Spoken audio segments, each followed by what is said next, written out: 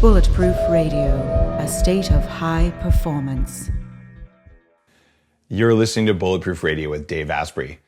Today's cool fact of the day is that mycoestrogens are kryptonite for your testosterone, just like xenoestrogens found in plastics and personal care products. Fungi and mold from foods like produce can make these estrogens, and they can be found in the environment around you because of water damage in houses, which is why I made a documentary called Moldy about it.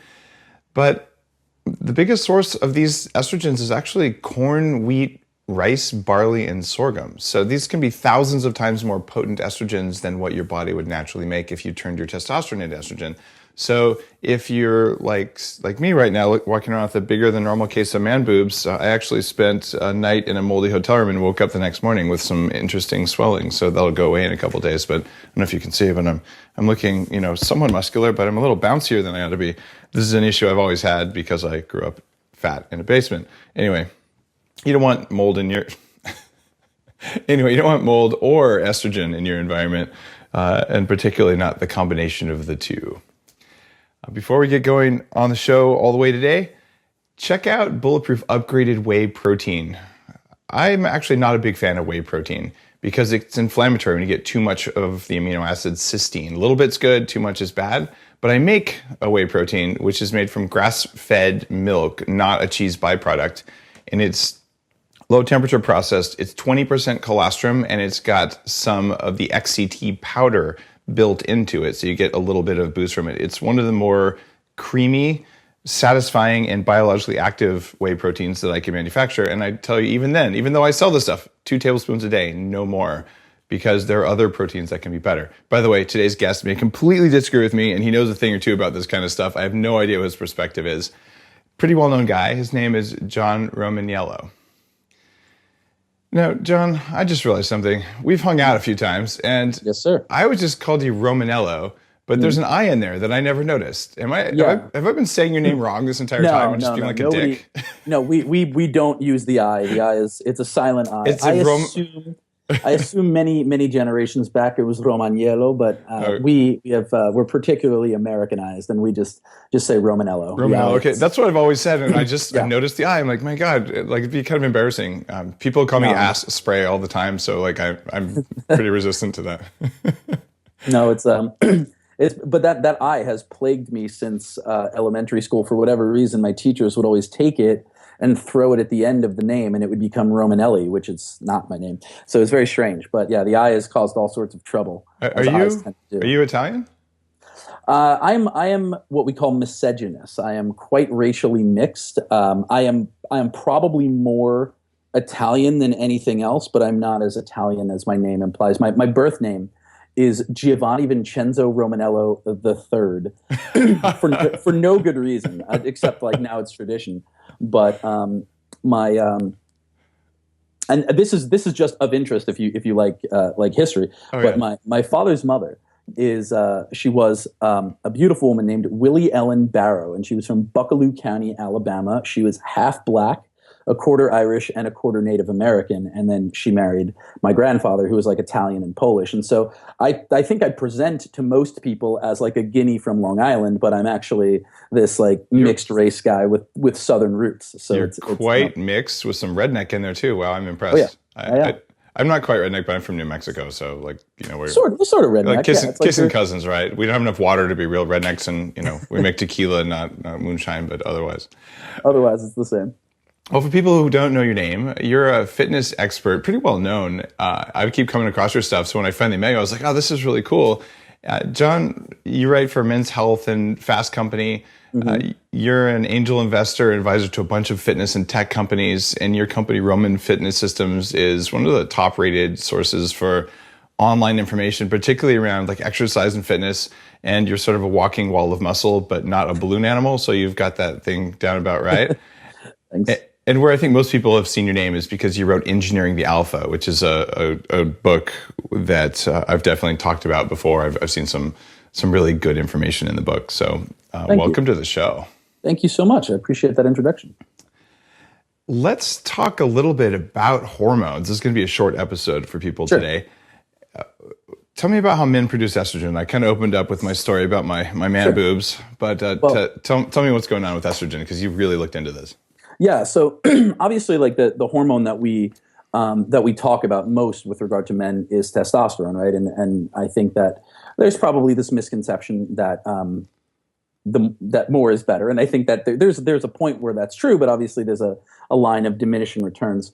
But with regard to estrogen, men produce it naturally, and also it gets naturally produced in our bodies, but it also gets produced in response to heightening testosterone. And so really what I talk about is the balance, right? Because I work with a lot of professional athletes, and I have over the course of my career. And a lot of those guys use performance-enhancing drugs, and particularly testosterone derivatives. And if they're not careful, what can happen is, as they inject exogenous testosterone, some of it will convert directly to estrogen through a process called aromatization. And then there can also be an increase in endogenous production of estrogen.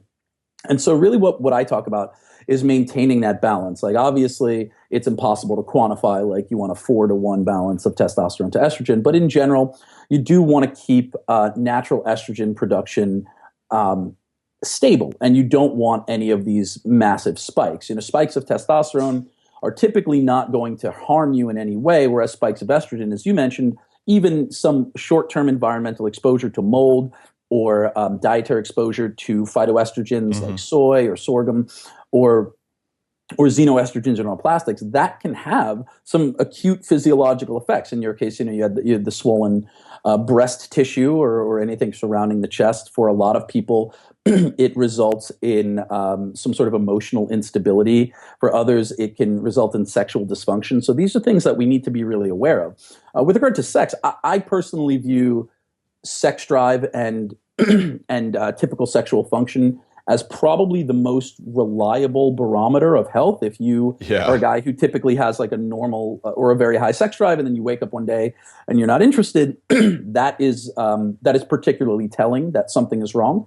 And then also in terms of sexual performance, if one day out of absolutely nowhere you are struggling to achieve or maintain an erection or achieve orgasm, those things are very, very telling that something could be wrong hormonally. Obviously, it could be any number of things physiologically or psychologically, but I just find that in general, if there's one thing you walk away from this podcast with, it's that for men, I think sexual function is the most reliable barometer of like general endocrinological health. My first book was about fertility, and it involved men and women. Like, what do you do before you get pregnant and during pregnancy to have really healthy kids? One of the biggest things that tells you whether your mitochondria are working or not is whether your sperm can swim. Yep. Right. Yep. So I looked at that as well as if people are having fertility problems, whether they're men or women. But if you're a guy and your little guys can't swim, your brain can't think either, because the same thing that makes them swim makes you think. That's how you make electricity in your head. Right. When I was 26, so I used to weigh 300 pounds. I would already lost some of the weight by the time I was 26, but I went and I got my first full like anti-aging hormone panel. So this was going back, like 17 years or something. I came out of it sort of shocked because my testosterone was very low, and my estrogen levels were higher than my mom. Goodness, wow. So, and at the time, I assume your mom was postmenopausal. So yeah, she was. Estrogen was like slightly suppressed relative to what it would have been during the prime of her fertile years. Absolutely. But yeah, no, it's it's amazing. I see guys who have all sorts of elevated estrogen and suppressed testosterone, and there's this sort of drive, I think, to like, or it's like, well, how do I fix it? And for elevated estrogen, a lot of times the immediate response is aromatase inhibitors, going on clomiphene or Arimidex or Nolvadex or something like that. And those things are fine, although clomiphene is not technically an aromatase inhibitor. Yeah. And those drugs are great, and they work really, really well for a lot of people. But I think that in general, the first response should be to try and address those things in terms of lifestyle, diet, nutrition, and environmental factors. And by the way, for listeners, that's pretty much what you talk about in your book, like engineering the alpha. Like you go through all this. So if you're a guy or you're a woman with a guy who's got man boobs, or if these other dysfunctions, it's worth a read. Like it was one of that, and I say that like as a compliment, because there's a lot of just testosterone good, eat eggs good. And it's a little more complex because of this dynamic with the environment coming in and feedback loops. And I thought you nailed it in a way that was pretty approachable. Oh, thank you. I appreciate that. Yeah, the book thankfully was very well received. Again, I think that because it was a book intended for men, it is a little heavier on the testosterone than the estrogen stuff. But I think that one of the main things that we really focused on in that book, which is it's both the easiest to do and the hardest to execute, is sleep. That's this massive thing. And as an entrepreneur, like if you get 9 hours, it's like the best day ever. And to get those 9 hours is very difficult, to carve 9 hours away. But it really is important, particularly for men, with regard to testosterone production. What people don't realize is that if you sleep, well, first of all, let's establish this. After the age of 30, testosterone drops about 10% per decade in terms of natural endogenous production, right? So that's about 1% per year. So let's quantify as that 1% per year testosterone will drop after the age of 30. But regardless of age, if you sleep 6 hours per night or less for as little as 2 weeks, testosterone production can drop up to 15%. So if you think about that, it's getting 6 hours of sleep a night or less for 2 weeks. You're physiologically, endocrinologically aging your body by 15 years in terms of its ability to produce testosterone. And that is something that is, we harp on all the time. And I know that, it's like people want all of these fixes and they're willing to spend money. Sleep is free, is the great thing. Sleep is a free thing that you can do, it's like ideally a third of your life. But it is also the hardest thing to execute, right? Because we've got all these other things going on. We have stresses. A lot of people suffer from anxiety-induced insomnia, where they are actually, even when they're sleeping, their anxiety is working, their brains are working overtime, and they actually get pulled out of REM sleep because their autonomic nervous system is massively stimulated from whatever stresses are happening in their life. And that's a very, very different thing from like pure physiological insomnia, where you can just take melatonin, and as long as you can fall asleep, you'll stay asleep. And so addressing those things through other means is interesting. And also, we're very busy people, and I'm not going to touch on I'm not going to be your dad. I'm not going to tell you don't look at your cell phone before you go to bed because the blue light is going to that's not what I'm just try to get to bed earlier. It's that simple. Just 15 minutes a night, and just start. And you'd be surprised that you can go to bed at 10 o'clock and wake up at 6. And, it's hard. I know, particularly, listen, when you're a parent, right? Dave, you have 3 kids now? 2, yeah. 2 kids. Okay. And they go to bed at probably 7 o'clock, 8 o'clock. Sometimes, yeah. Ideally, right? My kid is 10, my son is 10 years old, and he goes to bed at 9:30. Yeah. And if I'm going to go to bed at 10, that leaves me a half hour of alone time with my wife. And that is obviously a challenge in terms of fostering our intimacy and really spending quality time building our relationship. So I understand that there are all of these factors in terms of things that prevent you from getting 8 or 9 hours of sleep. But it really comes down to what else can I cut out, and a lot of times it's as simple as maybe we're not going to watch that hour of TV that we love at night until the weekend, and instead we're just going to go in bed and read together and talk or have sex or whatever it is. And you'd be surprised how if you and your wife go to bed a half hour earlier, how the frequency of sex goes up. And it's amazing what laying in bed together does, right? Yeah, it's we're here. What else are we going to do? We don't have a TV in the bedroom, right. So I guess. So there's all sorts of things around sleep that I think it's this really interesting thing. I work with a couple of mattress companies, and I've been very fortunate to a company called IntelliBed recently sent us this unbelievable mattress, and it's really great. And what stuck out to me is that I am a health professional, and I have never spent more than $2,000 on a mattress, and even that seemed like a lot. But it's I know guys who are they're saving money so that they can buy that Tesla, which is a great car and an amazing thing to have. But I think that the recent, and this comes from Tesla directly, I think Elon put out that the average automotive owner uses their car less than 10% of the time, less than 5% for most people, right? So you own this $150,000 car that you use 5% of its lifetime, and then you spend a third of your life in bed and you're going to skimp on your mattress. So like, it's this interesting thing, like invest in your sleep, your time, your energy, your money, just like make sure that you get quality sleep. And it's been this massive thing that, has been hugely helpful to me, because if I can get really great sleep and my clients can get really great sleep consistently, then those high stress periods where you are working on a launch or a new book or a product, or you have a new baby, like you can absorb those a little bit more easily. Have you looked at chronotypes? Michael Bruce was just on the show, who was a sleep doctor for Dr. Oz, and just wrote a book talking about how 15% of the population is night owls, and they actually do better going to bed after 11. There's a number of people, like think 55% of them go to bed at like with the sun basically, and then there's the early riser crowd. I was interested in that because it seems like testosterone production, which is circadian, like it goes on a daily basis, it may shift depending on what your type is. Chronotype is, it's interesting to talk about, and I became very interested in that because I have always classified myself as a night owl in terms of not only when I feel best, but also when I'm most productive. When I was living in New York City, I found that my best hours for writing were from around 11 p.m. till 4 a.m. That's what I did last night. Exactly that. And the great thing was, at that time, I was a New York City bachelor, and I could go to sleep at 4 or 5 a.m. and I could wake up at noon, and it was fine. Now, obviously,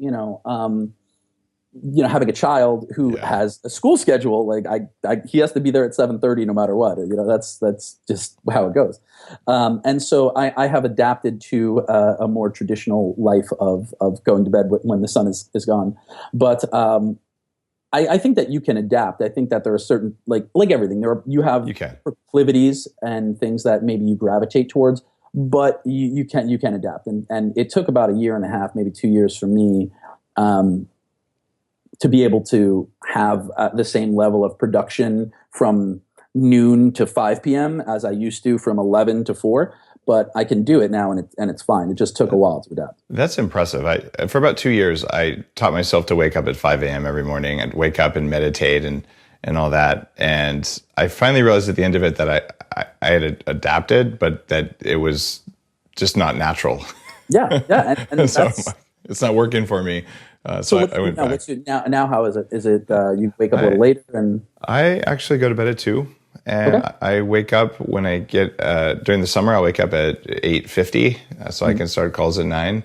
And my average amount of time in bed is 6 hours and 1 minute for the last 3 years. I didn't used to require that much sleep, and I'll wake up without an alarm clock that way. And it's not an insomnia thing. It's like I'm good to go. And that shifted by about 2 hours as I improved my mitochondrial function, as I basically got rid of stuff that wasn't working biologically for me. So I've seen some data, and it's really interesting because my testosterone was absolutely in the shit, right? So, but I wasn't following any of that advice. I find now that there's a study of 1.2 million people that found the ones who lived the longest were sleeping 6.5 hours a night. That people who slept 8 hours they were dying more of all cause mortality, including diseases and all that, than people who slept like 6 hours. And it was really weird. And that's not to say that this is prescriptive. I think it's just that people who are abnormally high performing biologically, they just require less maintenance at night because things are working. I agree. I'm like, if I can do 8 hours, if I really like, if everything is dark and I have a mask on and I like take some supplements to like facilitate that. But in general, I'm a 4, 5, 6 hour guy. You are too. And I'm fine and I function. Here's an interesting thing. I don't know that I've ever admitted this on a podcast. When I was a kid, I was a bedwetter, which is a horrible thing. Weren't we all? Or until I was like 10. Though. Oh wow, okay. It was late, right? So I was a bedwetter, and so I had some issue where I could not, when I was sleeping, realize that I had to go to the bathroom, right? So I went on what was then an experimental drug that eventually got approved by the FDA called DDAVP, and this was a drug. It was a nasal drug that you take, and after like 2 weeks, it stopped. I was able to wake up and go to the bathroom. However, I have not slept through the night since then because my bladder is so sensitive that the moment I need to use the bathroom, I wake up and I go to the bathroom. I probably get up to pee like 4 times a night, 3 times a night because I drink a lot of water. And but the interesting way that this has affected me is that I slip in and out of sleep like nothing you've ever seen. I wake up, I go to the bathroom, I hit the mattress, and I am out immediately. Wow. And so I've done sleep studies where like how quickly it takes me to get into REM sleep it's like phenomenally quick. And that is really interesting because it also allows me to be very, very high performing and high functioning when I'm awake. But if I want to take a nap, I can close my eyes and fall asleep pretty much instantly and wake up without any. And I always wake up with the same amount of energy. I can get 3 hours of sleep or 8 hours of sleep, and I wake up. I'm always in the same mood. I'm always like ready to go, happy. And so, I'm very confident that this will be pushed to the limit when my wife and I should we have biological children of our own. Where now I've got this baby that's up at all hours, but I came in as a stepfather and he was 5, so I missed all of that. John, from that perspective, I did an experiment with sleep where I'm like, I'm Sure. going to get 5 hours or less every night to actually trigger obesity, and I'm going to eat like stupid amounts of calories. I was just going to do it for a month or two, and like 4,500 calories a day on average, just to like sort of prove I didn't gain as much weight as I should have from eating all this fat. Sure. And just because I'm curious, right? And I felt like amazing. But what I haven't really told people is that experiment started the day after the birth of my second son. Because I'm not going to sleep more than 5 hours a night anyway. No matter what. Yeah, it's a great time for a study, right? Like sure. 2 birds with 1 stone. So you're absolutely right. Your sleep will be wrecked for like the first 9 months, like no matter what you do. Yeah, and I think I'm probably better equipped to deal with it than most. But no matter what, you it's are. Gonna be hard. In terms of the testosterone stuff, let's go back to that. So I was always very, very naturally high. I got my testosterone tested for the first time when I was 22 or 23 years old because I was a data-driven guy. And I was really into Charles Poliquin at the time, and he talked about that. So I got tested, and I was at like close to 1100, like 1070. So very, very naturally high testosterone levels. And then, I was 23 and I was building a business, and things were like going well. And then I hit a wall. And so I was 25 years old, and I was in this relationship with this woman, and she approached me and she's like, "Hey, do you know we haven't had sex in like 2 months?" And I was like, "Oh, that's weird." And I had gained all this weight, and things were just not going well for me at 25. And eventually that relationship ended, as things do. If you don't have sex with someone for 3 months, they'll leave. And it was just like this, I've detailed it elsewhere. But sure. I got my testosterone levels checked, and I was at 540, which is still reasonably high. Yeah, but not for that age. Not for that age, and not for some. My testosterone levels were like roughly half of what they had been. Yeah, so around 1,000 in your mid-20s is a reasonable number from memory, and maybe 950. I think for high testosterone guys, around 1,000. Most guys could be at like 7 or 8 and be fine. So I was experiencing all of these ill effects from being, in the depending on when I got tested, it was like the high 400s, low 500s. But the range for testosterone, for anyone who doesn't know, is about 230 nanograms per deciliter to 1,150 nanograms per deciliter, depending on the lab you go to, right? So being in the 500s, I was still high enough that I was in the normal range and could not get any medical treatment. And so I had to figure this out myself.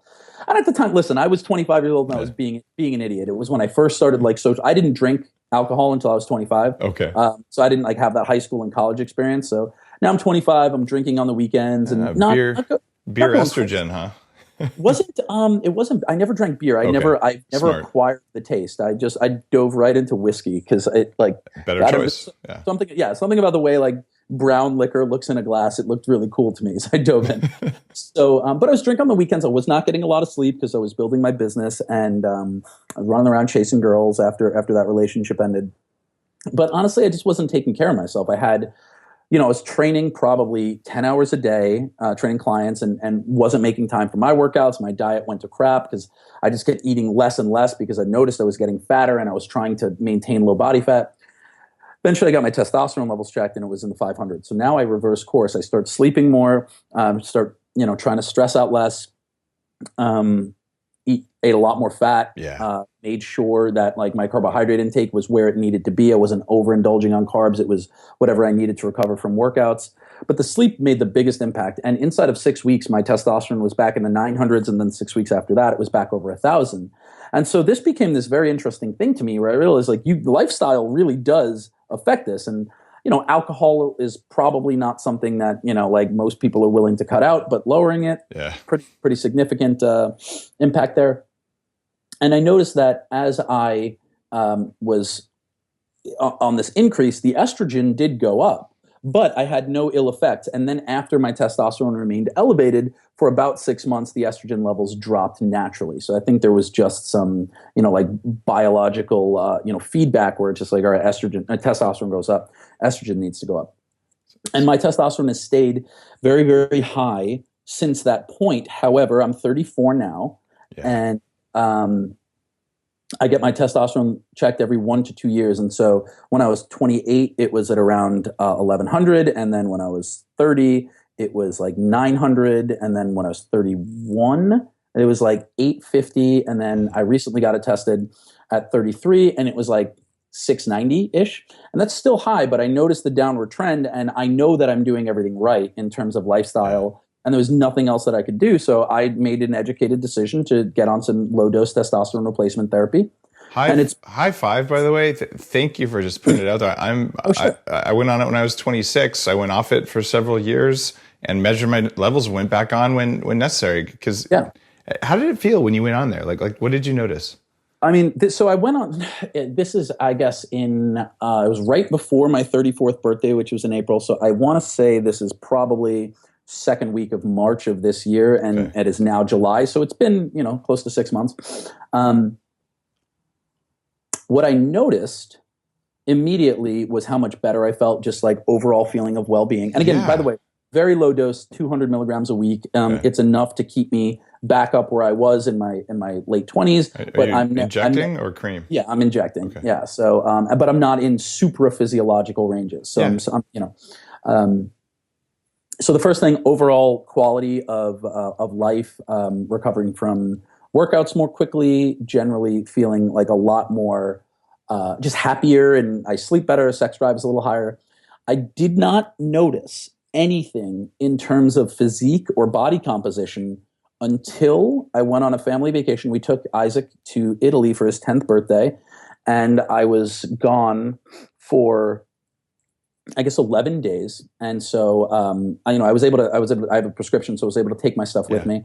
But what I noticed is that I was eating gelato and pizza and being in Italy for, an extended period of time, and not really, the only gym that we could find was at a train station in Rome, and so I think I got to work out 3 times in 10 days. And what I noticed is that I made the decision to undereat on calories. Because I knew my food choices weren't going to be great. So I normally was eating around 2,800 calories. So I dropped down to around 24. And I was in Italy eating pizza and gelato and not training, and I lost body fat. And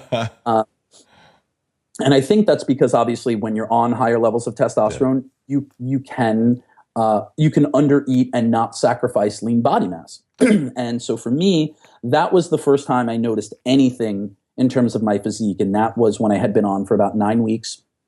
And then since then, I decided to let me get a little bit more dedicated with tracking my macros and training a little harder. And so my body composition has continued to improve, not drastically. I don't look like I'm about to step on stage, but I'm leaner than I would be without it. But overall, honestly, David, I for whatever reason, I had this thing in my head where I was going to wait as long as possible to go on TRT. And having now been on for several months, I'm just like, man, why did I wait so long? It's life changing. It's like your zest for life comes back. Even if you didn't really not have a zest for life, it's just better. Like I know Mark Sisson, who's been on the show a couple times. He's older than either of us. He's in his early 60s. I'm 43, and you're basically 10 years younger than I am.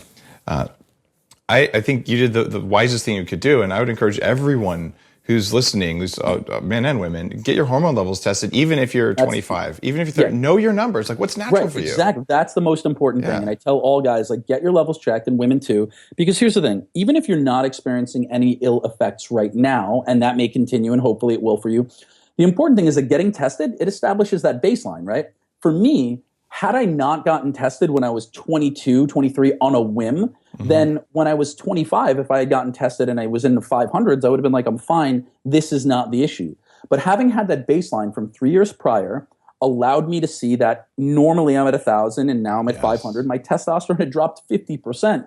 There's no way that couldn't have deleterious effects. So for me, I think that there's this really interesting conversation that goes on where everything around testosterone is like steroids, and then TRT is generally a little bit more positive, but there's this middle ground where there's no good information, and I'm really trying to help fill that void. I think everyone will come to the point where they get to make that decision, and if you have the knowledge and the supervision of a doctor and the means and the will to do it. Listen, I'm not going to tell you injecting 4 times a week isn't a pain in the ass, a literal pain in the ass, it is, right, on where you're injecting. But the trade-off is fine. I mean, I feel great. I have an apartment in New York and our house here in California, and I have, a supply in both places so that no matter where I am, I can keep my level steady.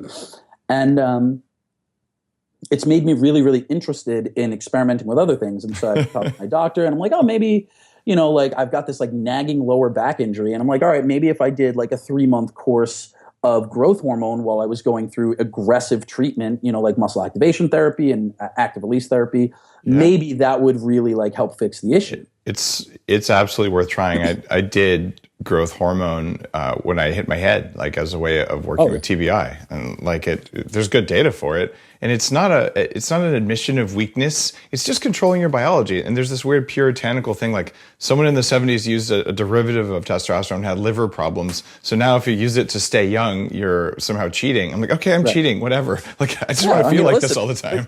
If you're not competing, it's not cheating. So for me, I'm fine with it. But for me, one of the interesting things about having built the muscularity that I have and having the types of pictures of me that are on the internet is that for the entirety of my career, I've been accused of using steroids. And I was always very vocal. I was like, listen, I don't think anything's wrong with steroids. I have plenty of friends who use them. I'm not currently. But, and this is the most important thing, if I ever decide to start injecting shit into my body, I will tell you.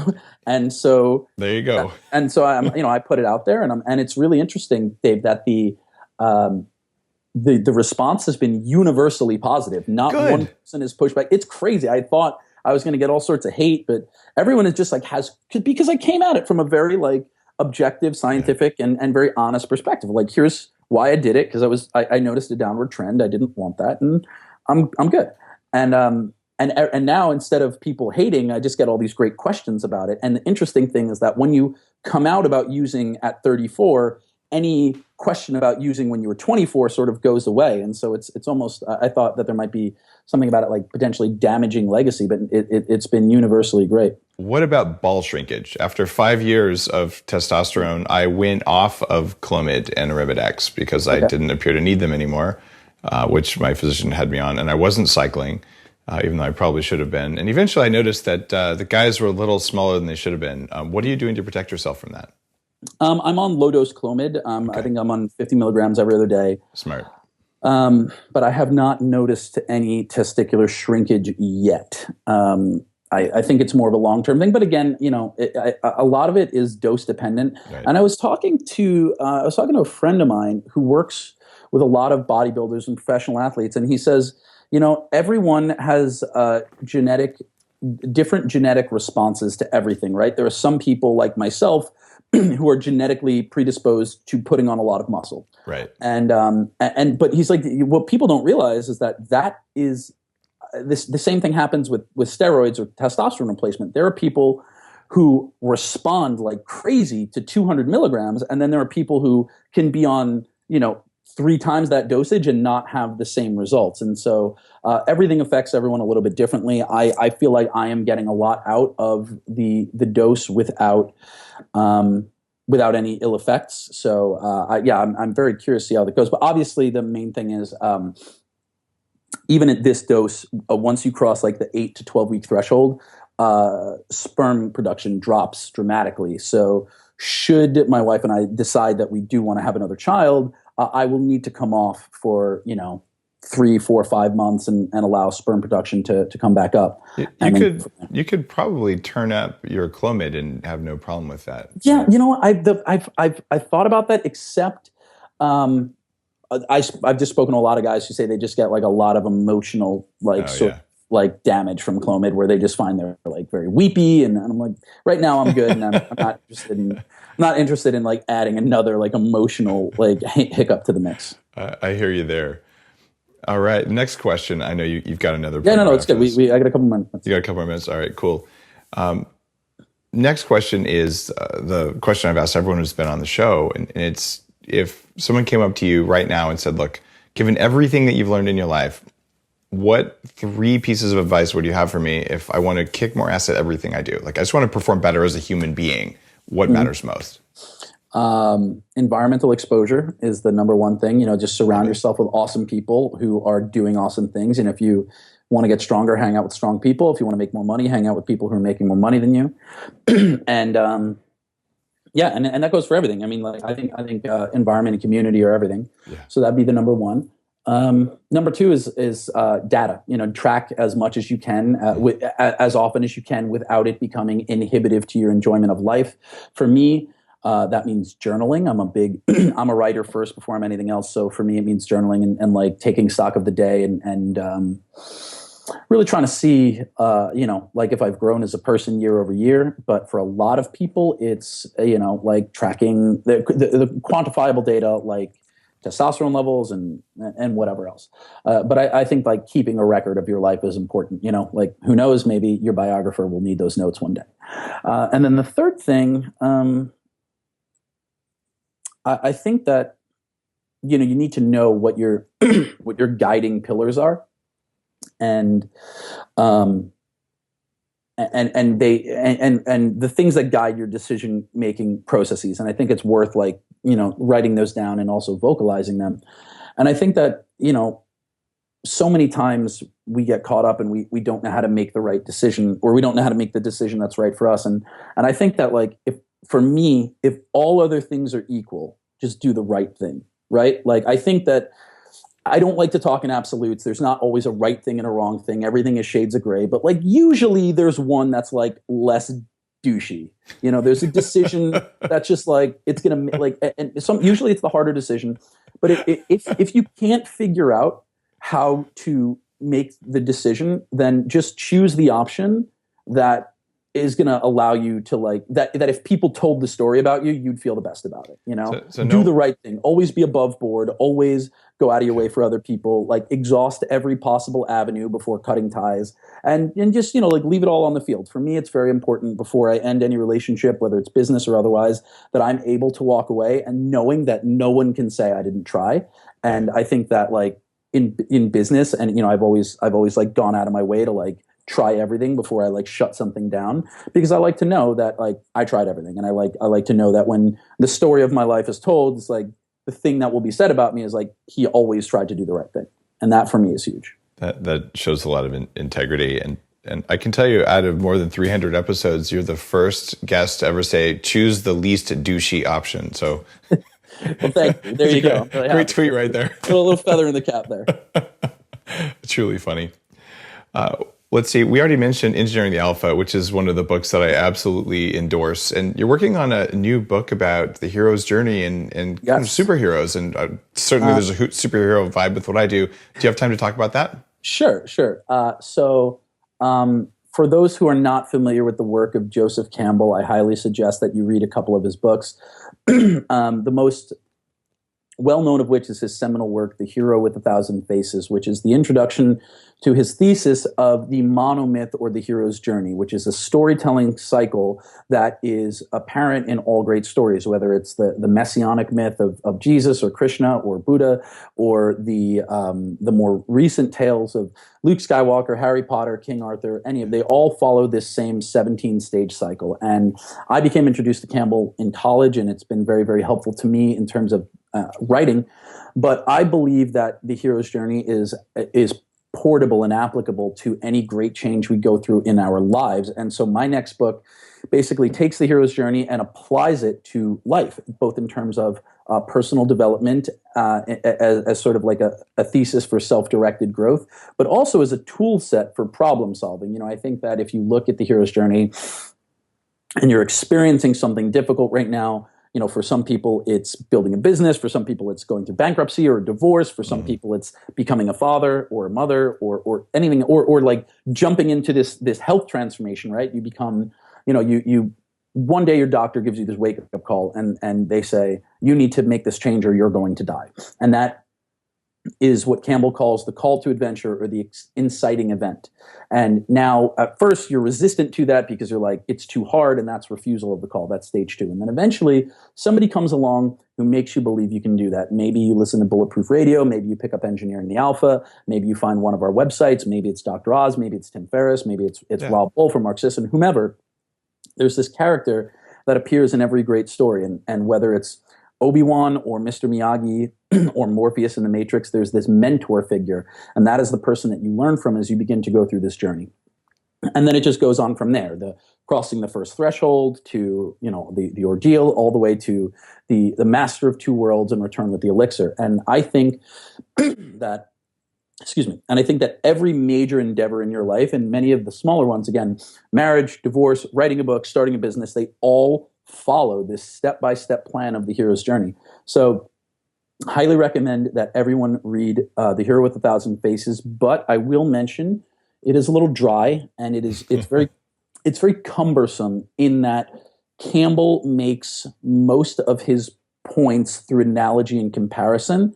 And in order to really get that, it's better to have a strong basis in mythology, which most of us don't. So, for the time being, the book that I would recommend is one called The Writer's Journey by Christopher Vogler. And this is a great introduction to Campbell. And Vogler makes these same points using comparison and analogy, but rather than using these myths that you've never heard of, he uses movies and TV shows that you have heard of and books that you're more likely to have heard of. And it's like everything from The Lion King to Beverly Hills Cop to the Romancing the Stone to Zoolander, and things that are just a little bit more pop culture oriented and more part of the zeitgeist to which you are probably accustomed. So you don't have to go and try and figure out which version of the Red Knight to read and which one's been has all the shit that's been expurgated and versus. So just Vogler's work is really, really fantastic. And then my goal for my book is twofold. First, I think it will help a lot of people, but my big, hairy, audacious goal, as we say in the marketing world, is I would like my book on the hero's journey to be the book that Campbell scholars and Campbell devotees recommend to people who have never read Campbell. In much the same way that I say, hey, you should read Vogler before you read Campbell, it'll help. My goal is 5 years from now, people who love Campbell will be like, oh, you should read Romanello, and that'll be a good entry point to Campbell, and then you could read Campbell. So it's really it's a big goal. What an awesome goal, though, and very clearly delineated. I love that. And I also, John, I appreciate just having had a chance to ride on a bus with you at Mastermind Talks with Jason Gaynard. Just to sit and chat. You think about a lot of stuff, and you're totally willing to go there on the personal development front, and there's always been sort of a perspective that that's not masculine to do it. And you're definitely a masculine guy, and you're totally no, I'm gonna own this. I'm just gonna look at it, and it's just part of the whole equation. Tim Ferriss is similar, and there's just a lot of people. Maybe it's because I'm old, at 43, but at my generation, we didn't do it that way. But it's the shift is really cool because if you get your testosterone up and you're feeling really good and you're still anxious and unhappy and you haven't done that level of work, you're still going to act like a jerk all the time, right? Yeah, and I think that I feel very fortunate to be part of the generation to which I belong. In that, I think there's a lot of negative talk around millennials, and yeah. I'm right on the cusp of premillennial. But I will say this for millennials is they're generally working really hard to establish equality, and and I think that it's really interesting. I was raised by women, and so I have a really strong feminist bent, and I have been very, very fortunate in my male friendships that I have never been made to feel weird for feeling very, very strongly or projecting very vocally in terms of women's rights or rights for the LGBTQ community. And this is stuff that I feel very passionate about. Like, I'm aware that as a, as like a white male, I'm like, I don't really have a lot of problems. Like, I've never had an issue getting pulled over. Yeah. And I really am very dedicated to using the platform that I built to helping people. And to that end, I'm running an event in Austin, Texas, September 16th to 18th with a friend of mine named David Delanave called Man Camp. And, we are going to have more traditionally, we're going to eat steak and shoot guns and talk about sex. But it's also, we're going to have deep conversations about what it means to be a man in sort of the current, in the modern world, in the current environment, and how we can be masculine while at the same time promoting feminism. And I'm really excited about it. I think that these are deep conversations worth having. So are you sold out on that event? Do you want to drop a URL for people? Yeah, it's austinmancamp.com. I think we have 6 spots left, but if anyone is interested in coming, we'd love to have you. It's going to be great. And that is right before the Bulletproof Conference, September 23rd. So is that also in Austin? No, that's in Pasadena. Oh, okay, that's right. I knew that. But I was just thinking, I don't know if it'll be helpful. You may sell those spots out already, but I'm willing to knock 50% off the Bulletproof Conference rate for anyone who goes to Man Camp. Well, I am willing to knock 50% off for Man Camp for anyone who's coming in through Bulletproof. Just let us know when you're at the URL, and we will give you 50% off. And if you go to both, it's like going to 2 events for the price of 1. I'd be happy to do it. Oh, so beautiful, awesome. 7 spots left, and David, I know that you're going to be busy planning your event, but if you can make it to Austin, we'd love to have you. I would absolutely love to be there. Maybe next year. This year, I don't think I'm going to make it, but I appreciate the invitation. It would be great fun. Awesome. John, all right, well, thank you for your time, man. I really appreciate you having me on, and let me just chat with you. It means a lot. Great fun. See you soon. Talk soon, dude. Bye-bye. Thanks for watching. Get tons more original info to make it easier to kick more ass at life when you sign up with the free newsletter at bulletproofexec.com. Thanks for watching, and stay bulletproof.